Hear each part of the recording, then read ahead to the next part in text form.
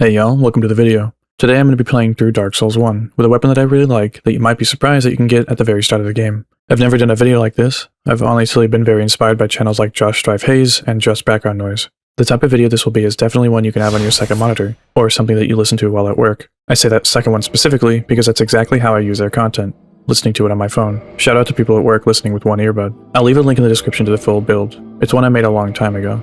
I've got quite a lot of knowledge of this game. I wouldn't say I'm an expert, and I actually struggled quite a bit against Gwyn, which isn't something I remember happening much. Though, to be fair, I only ever beat him maybe 3 or 4 times, since he's the last boss of the game. The class I'm starting as is the Pyromancer, but you can do Wanderer as well. In retrospect, I didn't use Pyromancy that much at all, but Pyromancy is a useful thing that literally any character can use. I did end up using magic to buff my weapon, but even then, I don't think I got much use out of it. So, how do you go about structuring a video like this? The general idea I have is that I'll just be saying what I do, cutting out dead time and adding in little bits of trivia, lore, and funny lines as I think of them. If I think of them. So, we wake up in the asylum and speed our way out quick as we can. Grab our starting shield and weapon. Dodge the ball that I never get hit by ever. Talk to Oscar and definitely don't kill him, then grab my Pyromancy Flame that I'll definitely use throughout the whole run, and expertly execute the enemies expeditiously.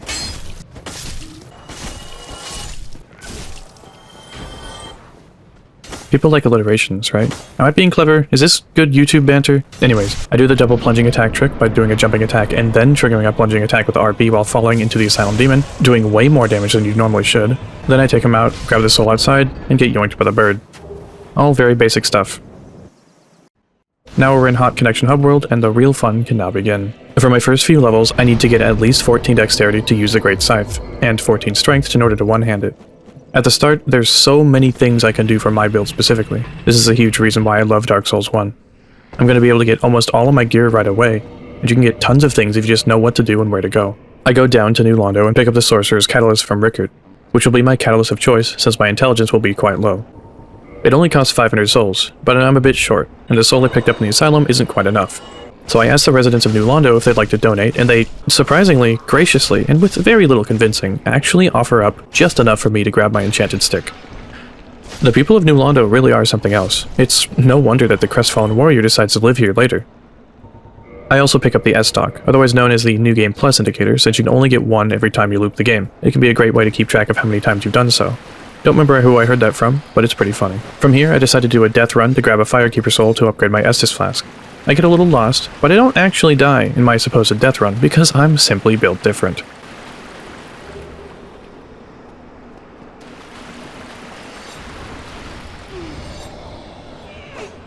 Ignore that time I got fucking prison shanked.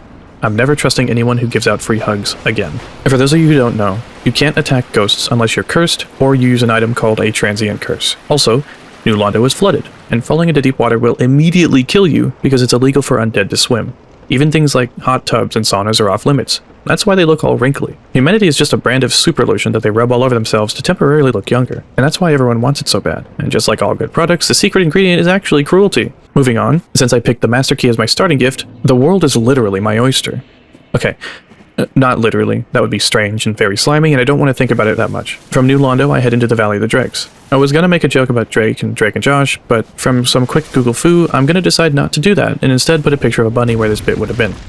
Thank you, Mr. Bunny. I fuck around and also find out with the undead dragon, and he nearly- he just kills my ass outright. Now he's awake, and that's gonna be someone else's problem. I take this as an opportunity to level up my Estus flask and pivot to the catacombs instead. For those of you new to Dark Souls, you're not imagining it, things are moving blisteringly fast. That's the magic of the first game, because the world of Dark Souls 1 is extremely well put together, and you can get to so many different places via so many different routes. But if I keep glazing this shit, it's gonna look like a Krispy Kreme or my room when Crony debuted, so let's just move on. The residents of the catacombs are very friendly. They're like a tightly knit family, and the necromancers keep them all together. They don't respawn, and killing them will prevent skeletons around them from reviving. I can't kill this one right now, so I push a switch that will permanently open doors that lead to the catacombs proper.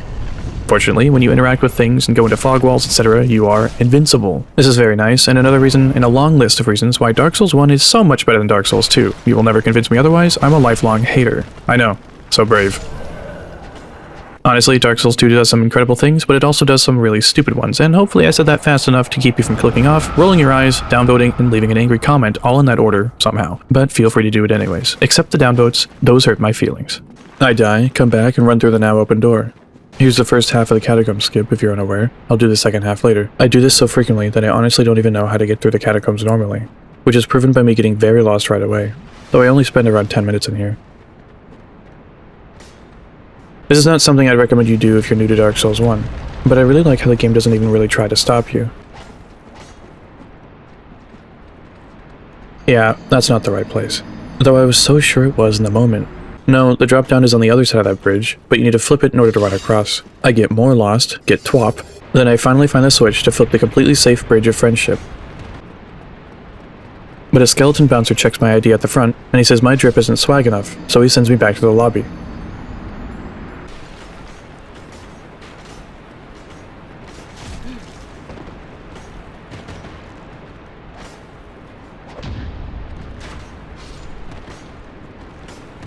I run it back, get it, and get out. I head back to Firelink and pop a soul to level up. I put 14 points into strength and dexterity so I can wield the great scythe properly. Apart from that, my main goals for leveling, besides 50 vitality, 53 endurance for reasons, and 40 dexterity, will be 14 attunement and 15 intelligence. Strength is going to stay at 14. The attunement is just to grab an extra spell slot. It kinda comes in handy for this playthrough.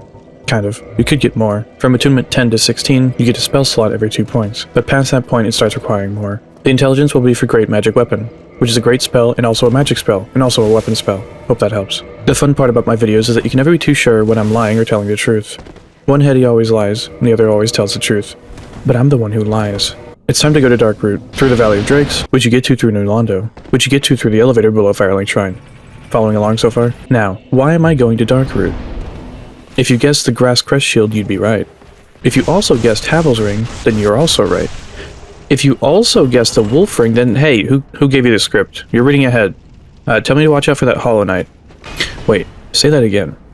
I parry the BKH dropper, just style on him, then go up and honorably fight Havel for his ring. From there I decide maybe it's time to fight the first real boss of the game, the Taurus Demon. I tell you what, this guy has so much aura. Definitely a super cool boss. They could never make a normal enemy out of this guy. Same with the Capra Demon. Can't wait to see them in Night Rain.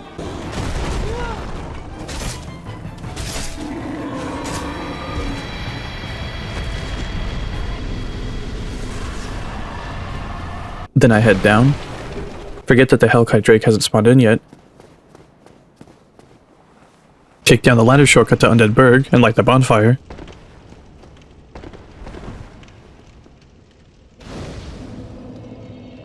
Grab the best weapon in the game, follow-up video incoming, rush through like you're supposed to, and get absolutely fucking sniped. Look at how ridiculous that tracking is. Actually, don't look. It's too gruesome. And I think you have a customer, or your boss is coming over. Or your Hydron defense is about to go another round, but everyone is leaving. Whatever. Insert your relevant canon event here. It honestly felt like I got killed by the gate falling early somehow. Anyways, I guess he's not really a knight, more of a soldier, but Hollow Soldier doesn't sound like it'd fit a bug-themed Metroidvania now, does it? Actually, I don't know. Maybe it would. Fine. Fuck you. I'm not going that way anyways. It literally didn't even cross my mind that I lost 9,000 souls. That's chump change for a Chad like me, and I'm not even mad about it. I'm not even fucking mad about it. I'm not fucking mad. Time to get a couple of things. The Elite Knight Armor and the Wolf Ring. The Wolf Ring stays on during. On all levels except physical, I am a wolf. Bow wow. Artorias would be proud. Anyways, time to make this scythe shine. You can buy Titanite shards from Andre for 800 each. The Baroniki Knight in the church by the Firekeeper Soul also drops one. You want 9 of them, so it'll cost you 7,200. Each upgrade costs 200 souls after, so you want a total of 8,200 souls. I didn't know how much it'd cost to upgrade, so I just went and killed the whole church. In Minecraft, you might be surprised at just how quickly you can take down the gargoyles with a good +5 weapon. It's well worth the effort if you know what weapon you're going to use. Getting souls later will be faster, so if you ever want to try out a new weapon, consider getting it to +5 or even +10, more on that later. Just keep in mind that some weapons will want something other than regular Titanite, and maybe even another smith entirely.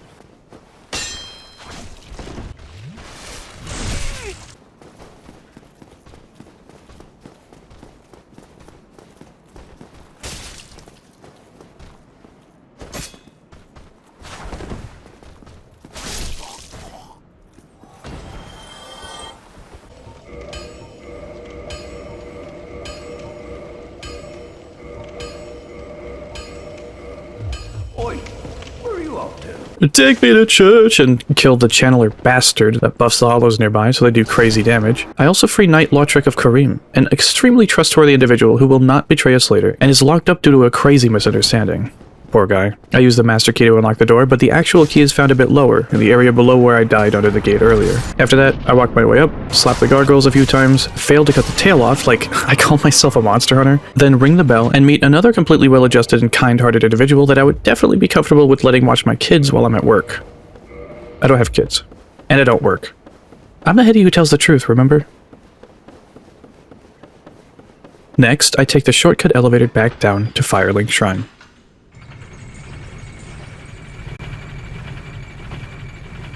I remember being new to this game and struggling with this jump a lot. Now, I don't even think about it. While I'm up here, I grab the key for the Undead Asylum for an item that will be absolutely essential to my playthrough. Surely. I level up and put some points into Vitality, Endurance, and Dexterity. I head downstairs and give Lotric a friendly kick, but he knows it's just a joke, so he doesn't get mad at me. Down to New Londo and across the bridge to Blighttown, I pass by some Reddit moderators and core blimey, this place is hellish. But at least the frame rate isn't awful. It takes me quite a long time to get all the way down to... What? You really thought I was gonna go through this shithole in any normal way? Hell no. Yeah, if you go down through the depths, it's a lot worse. Fortunately, you don't need the master key to take the back entrance into Blighttown. You can just go through the Garden of Banban if I remember correctly. Or the Dark Root Garden. Why did I say that? Dark Root Garden.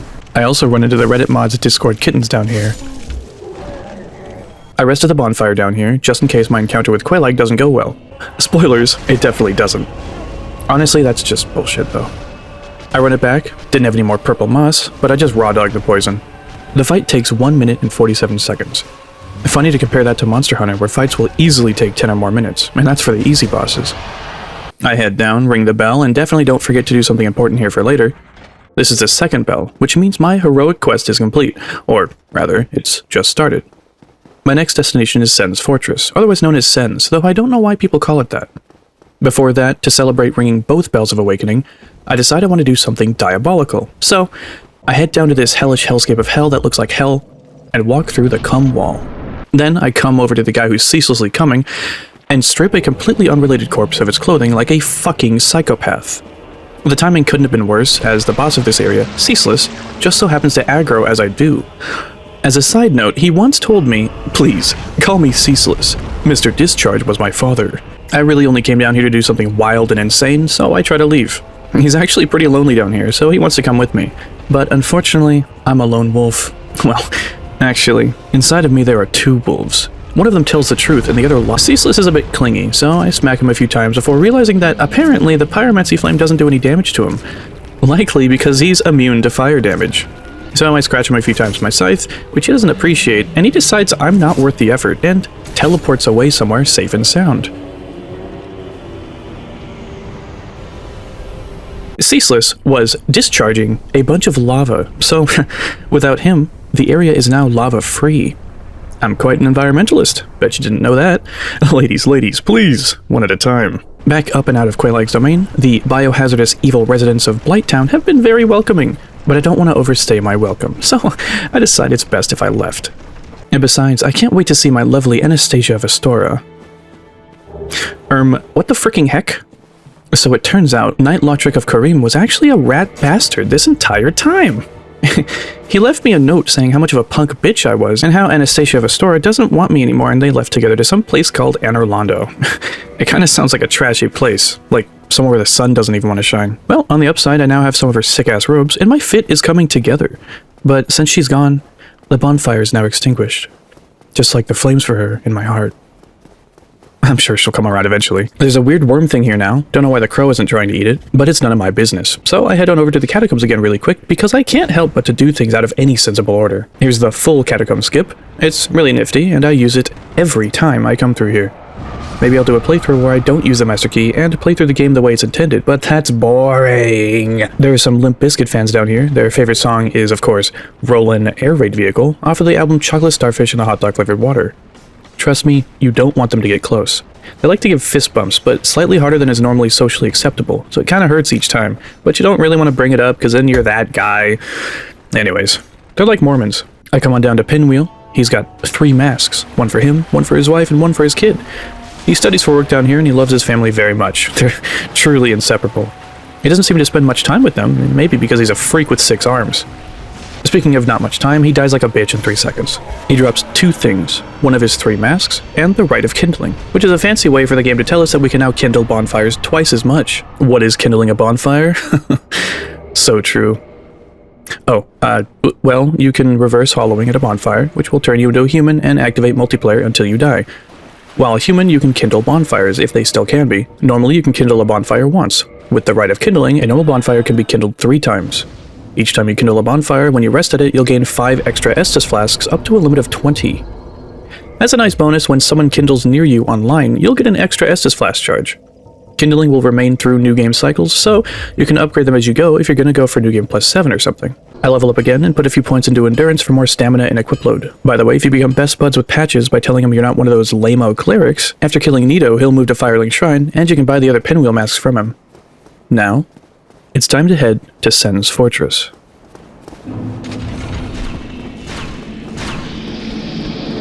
Hello and welcome. My name is Fatih Fidya, and welcome to Forget to Try. Did you know that Sen's Fortress is actually a bathroom for Sens that they repurposed as a theme park? Unfortunately, it was too hazardous, so they decided it would be funny if they got a bunch of undead to run through it. They made a game out of it. A sport. It was televised, and contestants were promised that, should they succeed, they would receive rewards beyond their wildest dreams. Unfortunately for them, the blood sport wasn't meant to be won. That is, until I showed up. Also, Sens is short for sensitivity. He could never eat ice cream and it turned him bitter. He hated the world, and that was reflected in his porta potty or whatever the British call them. Like and subscribe, and thank you for watching. Fatih Fidya.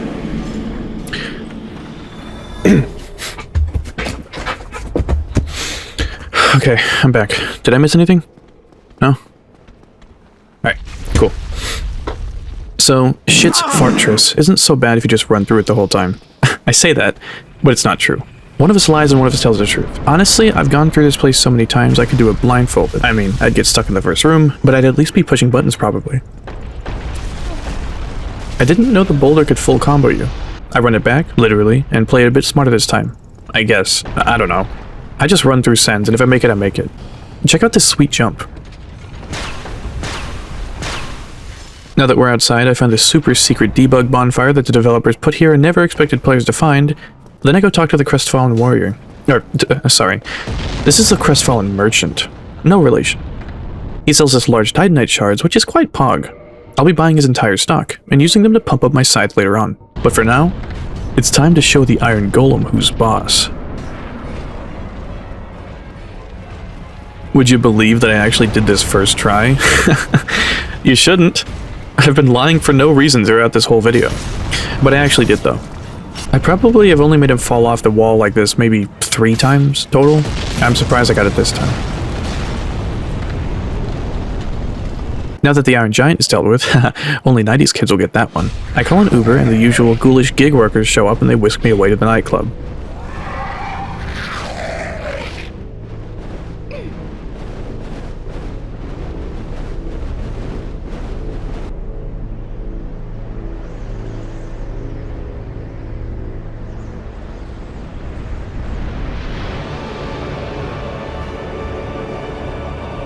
Huh, this place isn't actually so bad. Anastasia of Astora sure knows how to choose them.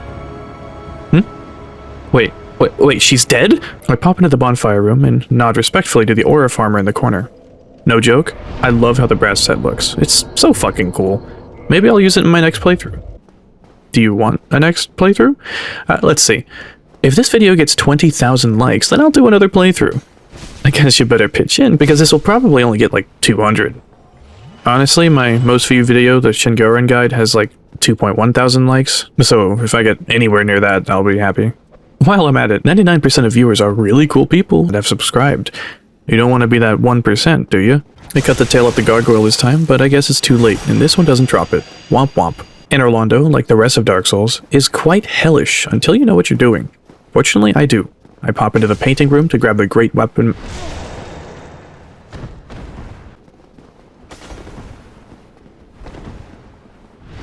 To grab the great magic weapon sorcery. I also get jumped by the painting guardians, but that's alright. They're good kids. I finally decide to put some pants on, and my fit is finally starting to come through. I just needed some pants. By the way, my character's name is a reference to something. Can you guess what it is? Do you, even remember what it was? Leave a comment down below. Leave a comment down below. Why do you even watch YouTubers? Fucking hell. Anyways, the archer part. I get to 1 HP, and the Silver Knight Archer does the funniest thing ever. Gotta respect his commitment to the bit. I rush my ass into the bonfire room to greet Solet. Oh right, I never talked to him on the bridge. Hopefully that's the only bridge moment I have, eh? Eh? I run around, skipping half of the level again, because I guess that's just how you play Dark Souls 1. I wonder if this is some of y'all's first time seeing this stuff. Leave a comment.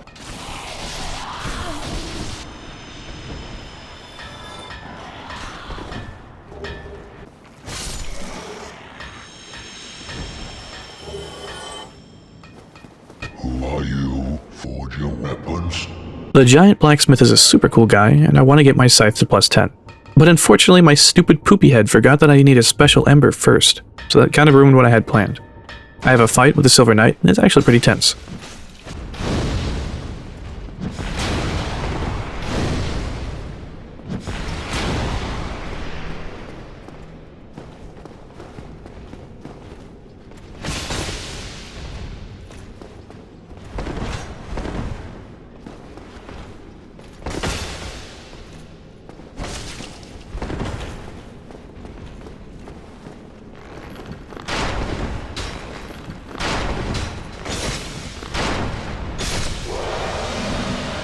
I bone home right after and kindle a bonfire.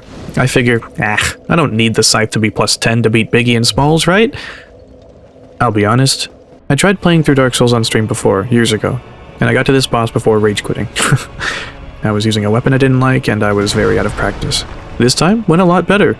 Smo is a lot weaker to slashing damage than Ornstein, and once it's a 1v1, as long as you're careful, it gets pretty simple from there. I figure out the timing for rolling through his attacks, and I'm very glad I kindled a bonfire before this.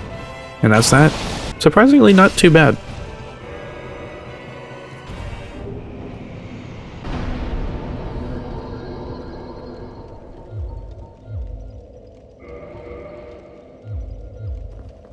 I say hi to the amazing chest ahead and piss off the hottest character in the game. Thou shalt perish in the twilight of Anor Londo.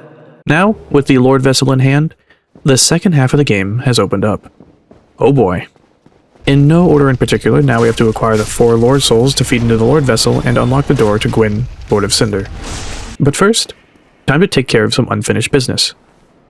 I head down to the lower Undead Burg and handle the encounters the way you're supposed to.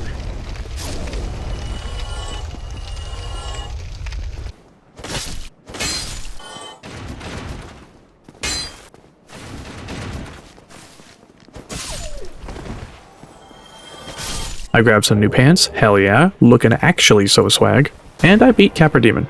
No surprise there, given my level and gear.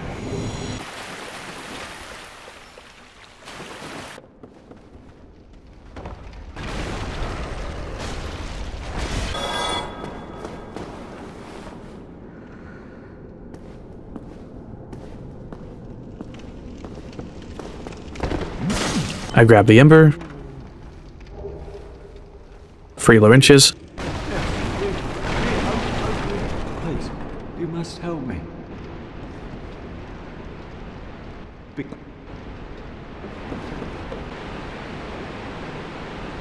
Say hi to the giant rat who makes all the rules.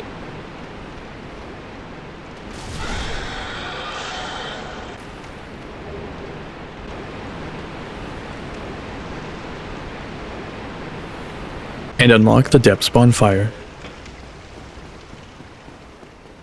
I head to Firelink to browse what Wheatley has. Yeah, wonderful. Jump down the wormhole and set down the gigantic bowl that I've been keeping on me this whole time. Wink, wink.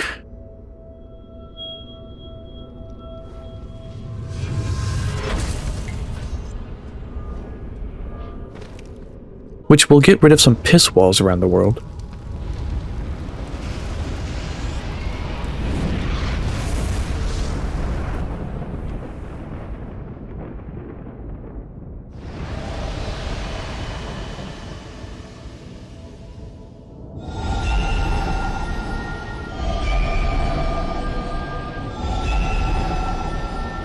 Then, I fast travel to Andre and give him the Ember.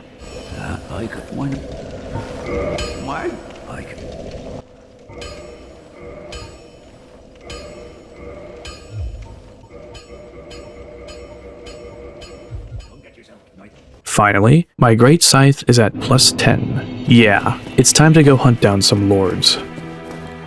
How's you at? But I'm not defenseless, you rascal! Not too funny. Not too funny.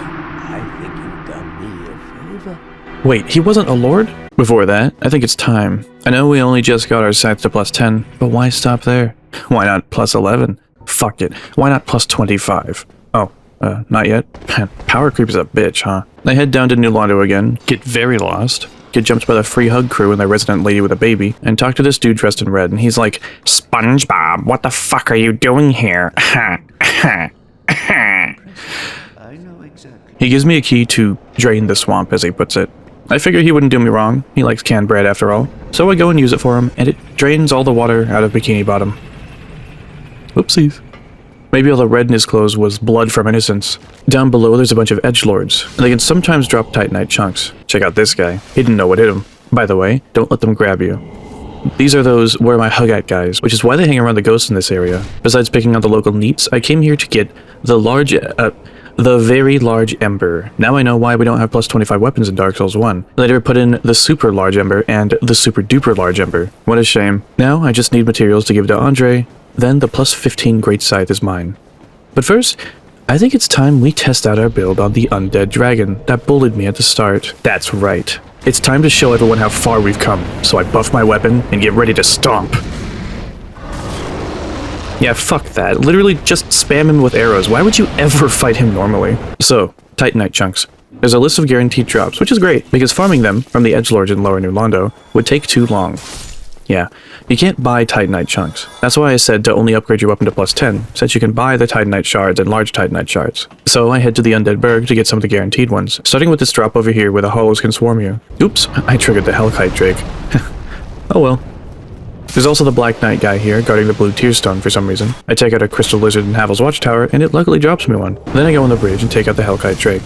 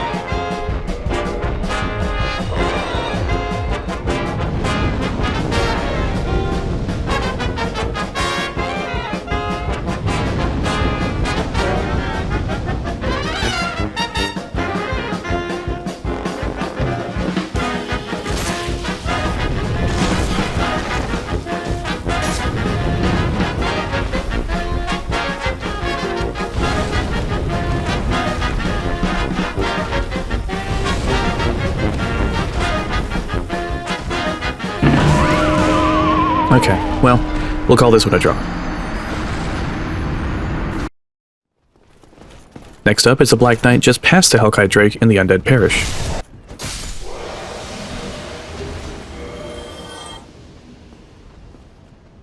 I give Andre the larger than large ember, and I see where we're at so far. From what I have now, I can get my great scythe up to +13. Each +5 will usually require 9 Titanite of its respective quality, with Titanite shards, both regular and large, requiring 1 for the first 2 levels, 2 for the 3rd and 4th, and 3 for the 5th. Titanite chunks are a little different. Because to upgrade the weapon to +15, you'll need a Titanite slab, which is very rare, though there is a guaranteed drop I'll be going for soon. Time to get the rest of what I need. I head to Sen's Fortress again and take out 2 giants for another 2 chunks. While I'm here, I get this snake to bust down this wall for me, and I talk to Big Hat Logan, though I seriously have no idea why they call him that.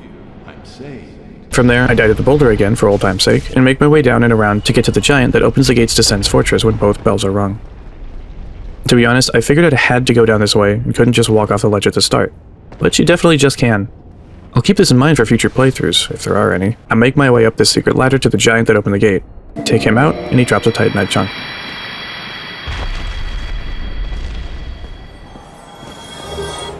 While I'm here, I grab some stuff I skipped, like the flame stoneplate ring and the sniper crossbow. Will I be using these things? It's more likely than you might think. Next, I take out the giant who was throwing the giant firebombs at us in the Iron Golem fight.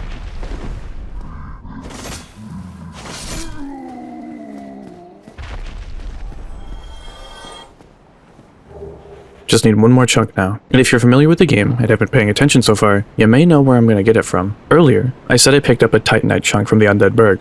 I'm a liar. All I do is lie. Besides the Black Knight, there is no other Titanite chunk that you can get here. But you can get something even better.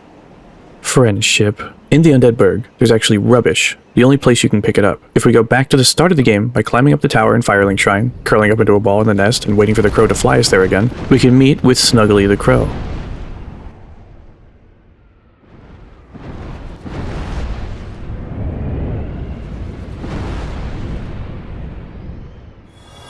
An invisible NPC found in a nest on the edge of a cliff. They want something soft and warm. So, I give them actual, literal trash, and I decide to quit the game in spite. Quitting the game and reloading will cause the rubbish you drop to disappear and be replaced with a Titanite chunk. In this way, you can trade some items for others, though I think you can only do one trade type per playthrough. There's a list of items you can give Snuggly, and items that they'll give you for them. It's a legitimately fun idea, and I like it a lot. Unfortunately, Dark Souls 2 fucked this up too, but I digress. I'm also here to take on the Stray Demon, the first boss you see in the game. Not to be confused with the Asylum Demon, no relation. You know, Stray once told me, "Please, call me Stray. Mr. Demon was my father." This is what is known as a running joke. They call it that because when you tell a joke over and over, people tend to get pissed off and want to hurt you, so you have to get up and run. One of us tells the truth, one of us lies. I climb up and enter the first hallway of the game. Revisiting the Undead Asylum is such an awesome part of Dark Souls 1, legitimately. It's a secret, it has some very useful things, and it's a remix of a level that you already been through. It also flips the intro tutorial on its head. The path leading to the room you start in feels less like it's preparing you for an adventure, and more like it's reminding you of the basics, before squaring off against a tough enemy in a tight 1v1 environment. I'm not kidding. This is cool. And you get a cute doll for your troubles. A secret within a secret. I wonder if they ever did that again. I go to the first bonfire in the game in the courtyard and level up a bit. Then I take out Oscar again. Seems like he was pissed that I didn't even try to listen to him before.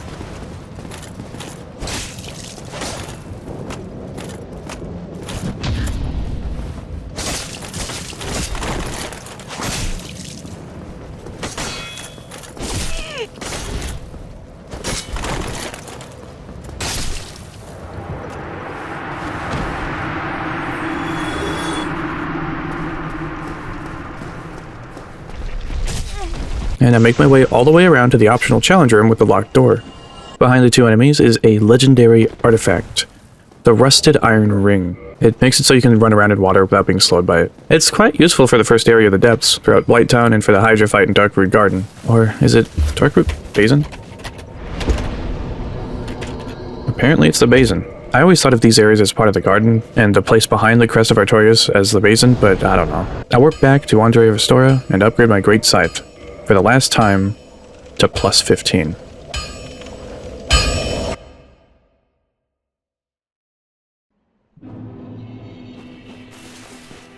I get Iron Flesh and Fire Orb and upgrade my Pyromancy Flame with Lawrence.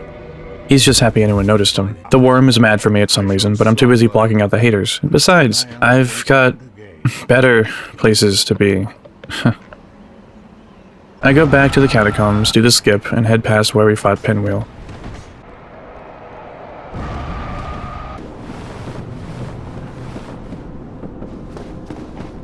This isn't your average everyday darkness. This is advanced darkness. So you'll need to follow some pre-placed prism stones and hope for the best. Don't worry, you don't have to do the whole area like this. And there are some things that you can bring, like the light spell, but I digress.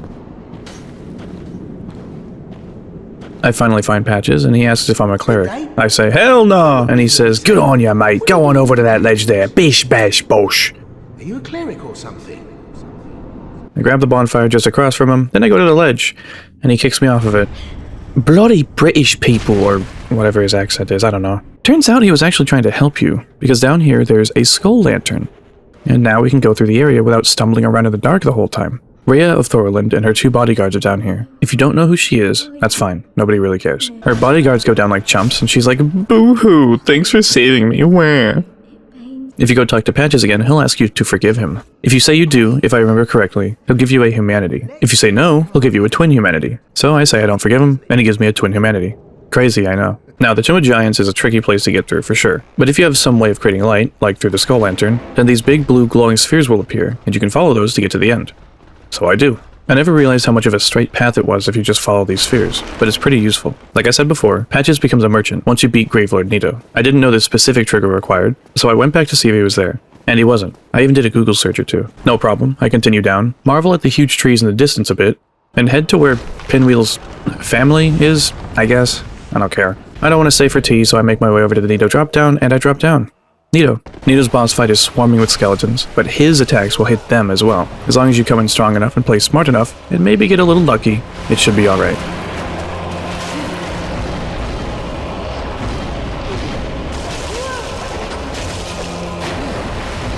I throw some more levels into dexterity and endurance, then I head to Andre, pop some more souls, and buy the Crest of Artorias.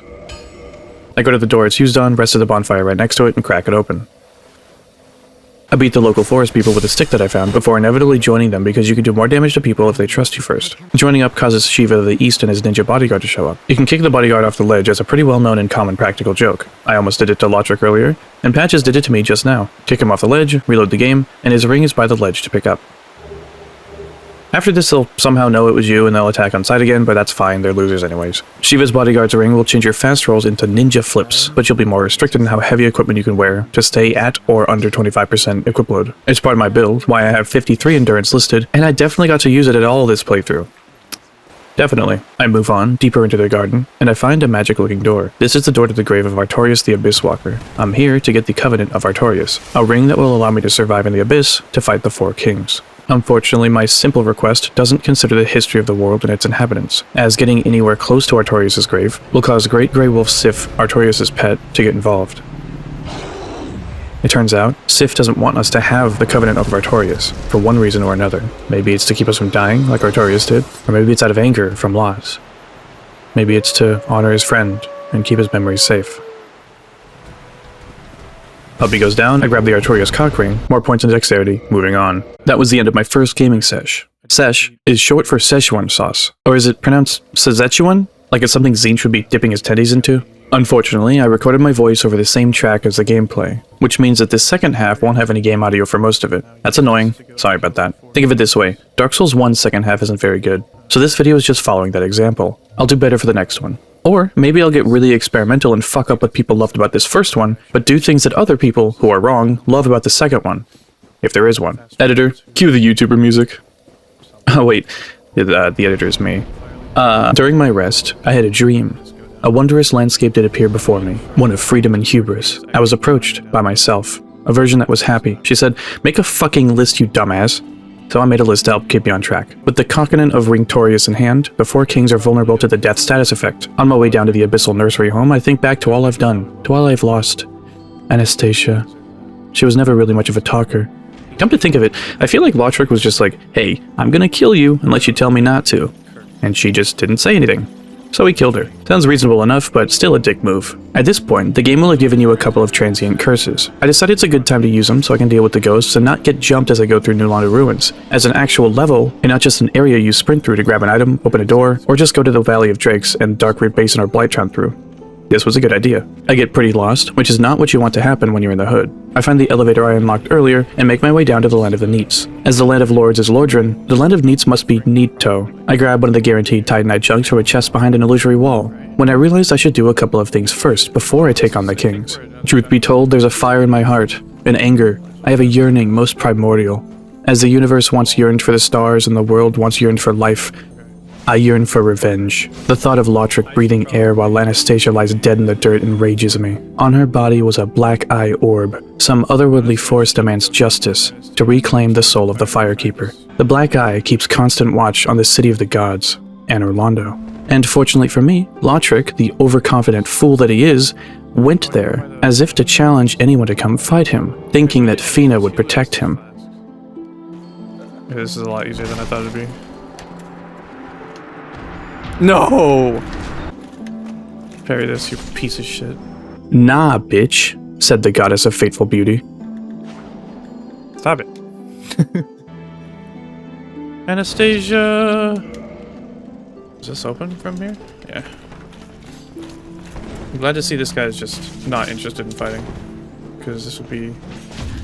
Oh my god! To prepare for the Four Kings fight, I decide to get the appropriate uniform. You know the one. While in Anor Londo, I go to Havel the Rock's hidden stash, where you can acquire his armor. I'm ready. No, look at that. You can definitely see it breathing.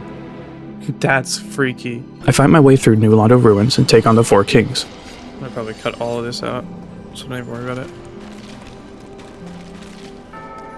Maybe. Oh, here it is. Jesus. Buff my weapon. Slap on iron. Wait, what? Wait, huh? Why can't I use Iron Flesh? Wait, I actually don't know why this isn't working. What? Okay, so wait, what? Now I can do it. What? Okay. I think it's because I had Transient Curse still on.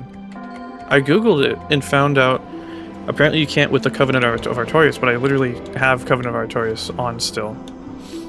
Whatever. I think it's because I still had Transient Curse, and I think maybe if you have Transient Curse, or maybe if you're cursed, I don't know, then it don't work, but whatever. I also discover how not useful Iron Flesh is. Oh. What the hell? Hey, ow. That hurts a lot more than I thought it would. Okay. Why did the first two hits, like, chunk me? Wow, he's dead already. Okay.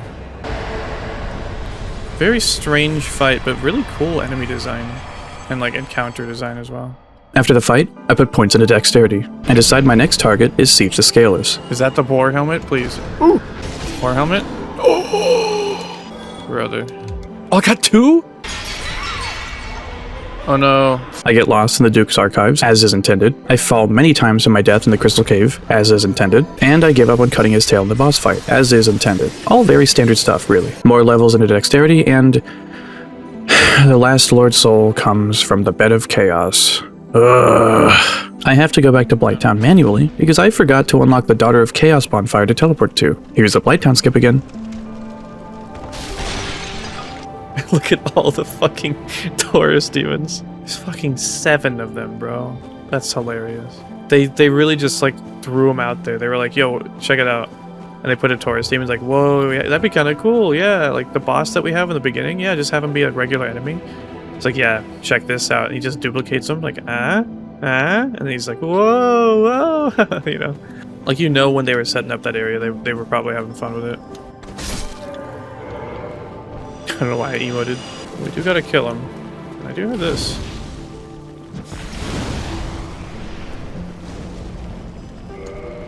Oh. Well, that ended way sooner than I thought it would. I get to the demon Fire Sage, and he gets to his grave. I find the centipede demon, cut off his tail, and put him in the ground too. Then I walk through the Valley of the Shadow of Death, and lava, and undead dragon legs, stroking my rod because it comforts me, and thus begins my struggle to take down the Bed of Chaos. I'm so messing this up. Okay. Okay, so apparently, you go here, and you go 1, 2, 3? And it's like... Oops. I fucking moved. Okay, so... here, I think?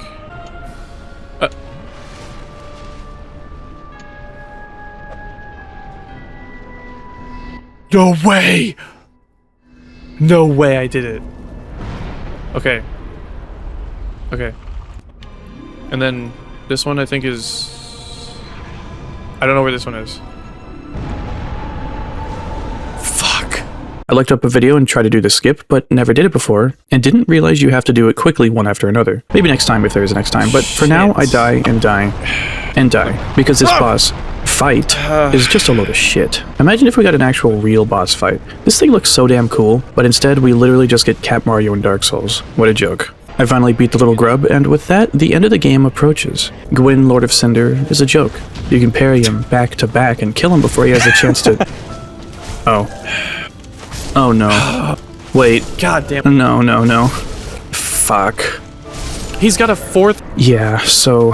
I don't really know how to fight Gwyn, honestly. You can laugh about it all you want. Just parry him forehead. But there's a lot going on here that the rest of the game doesn't really prepare you for. He honestly feels so aggressive that he'd fit in well in a future game. And while I suffer endlessly, Let's try and remember where we came from. We escaped the asylum, raided the catacombs, picked up relics and artifacts long lost and forgotten, misplaced trinkets of supreme power, tossed aside as if it was a simple matter to replace. Bit by bit, we grew in power. Was it forbidden knowledge? Or maybe just dumb luck? Maybe I truly was the chosen undead, so I was always meant to succeed Gwyn, Lord of Cinder. It's my duty, my goal, my destiny to link the fire, to keep this current age going, as dreadful and dim as it is. Nothing else matters. Maybe Gwyn wasn't so mindless as we think he was. Maybe he was trying to stop us. Maybe he saw the error in his ways. He saw his original sin. He saw what had to be done. So he remained and defended this place. You're not likely the first to have come this far, maybe not even the first to have succeeded. At a certain point, all these people who struggle and triumph, who press onward or fall into despair, it's all a big game. Some cosmic joke, this divine comedy. When we are born, we cry that we are come to this great stage of fools. Characters speak of events and monsters, of a path of the chosen undead, as if it's been tread before by many others who had varying degrees of success. The flow of time is convoluted after all. What pitiful efforts and struggles. Really, it doesn't matter if I link the fire or refuse it entirely. Your choice, if you can call it that, is a variable. It's something that someone has already considered and accounted for. The only third option is to be like Gwyn, Lord of Cinder. Gwyn, Lord of Sunlight, to stay here forever and make sure that nobody has a chance to make either. The only way to win is to not play the game. But where's the fun in that? This is just a character, a mask, it's safety. It's a play after all. Life imitates art. Today I murder for fun. Tomorrow, I guide a fish back to water, help someone fix their ship to get back home. The next, I'm a thief, a scoundrel. I'm the outsider looking through the fourth wall. Well, if there ever is a truly good option, good for everyone, good for anyone, I guess I'll see it when I believe it. A voice in the void. No one will hear this anyways.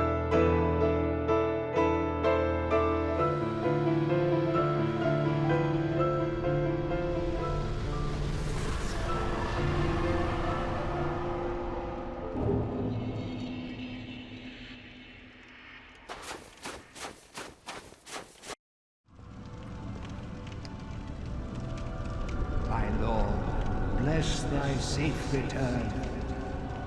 Let Calf and Frout serve your highness. We are here to serve your highness.